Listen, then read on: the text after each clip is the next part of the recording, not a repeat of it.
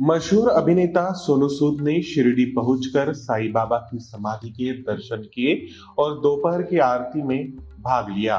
इस अवसर पर साई संस्थान के मुख्य कार्यकारी अधिकारी गोरक्ष गाडेलकर भी मौजूद थे। सोनू सूद ने कहा, मेरी जिंदगी का सफर बाबा से शुरू हुआ था। ये डायरेक्ट की फिल्म फतेह जनवरी को रिलीज हो रही है। बाबा के आशीर्वाद के बिना कुछ भी संभव नहीं। यह फिल्म साइबर क्राइम पर आधारित है और आम जनता की कहानी है। मेरा सपना है कि यह फिल्म लोगों के दिलों में अपनी जगह बनाए। मैं अभी वही बात कर रहा था कि कितने सालों से, कम 22 सालों से मैं हमेशा बहुत रेगुलरली आता रहा, पर पिछले 2 साल से फतेह बनाने में थोड़ा व्यस्त हो गया। बहुत ट्रैवलिंग चालू था, लेकिन मैं मिस हमेशा कर रहा था कि मैं कब बाबा के दर्शन करने जाऊंगा। और अब जब फिल्म ख़त्म हुई और रिलीज़ पर है तो मैं वापस बाबा से वही दुआ मांगने आया हूँ कि जिस मुकाम पर उन्होंने लाकर आज खड़ा किया हुआ है, और इसी से शुरुआत की थी बाबा के यहाँ से, और फतेह की शुरुआत भी बाबा के यहाँ से होगी।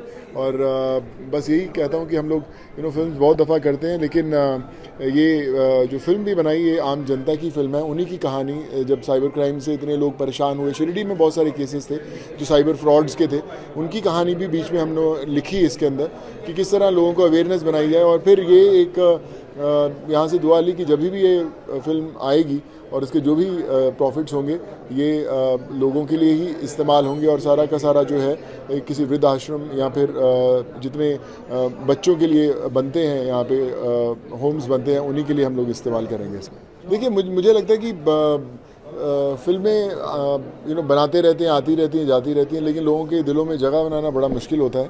और बाबा ने जो रास्ता दिखाया कि किसी तरह आम इंसान के चेहरे पर लाई हुई मुस्कान सबसे, किसी भी बड़े से बड़े 1000 करोड़ बॉक्स ऑफिस नंबर से बहुत बड़ी होती है। बस उसी मुस्कानों की गिनती करने में लगे रहते हैं कि ज़्यादा से ज़्यादा ज़िंदगियां बदल सकें, ताकि उनके दिलों में रह सके। पता नहीं मुलाकात होती है नहीं होती है उन लोगों से, बट उनके घर की दुआओं में रहेंगे तो उससे ऊपर कुछ नहीं है। सोनू सूद ने अपनी इस बड़ी शुरुआत के लिए साईं बाबा का मार्गदर्शन और आशीर्वाद मांगा है। Bureau report, news first.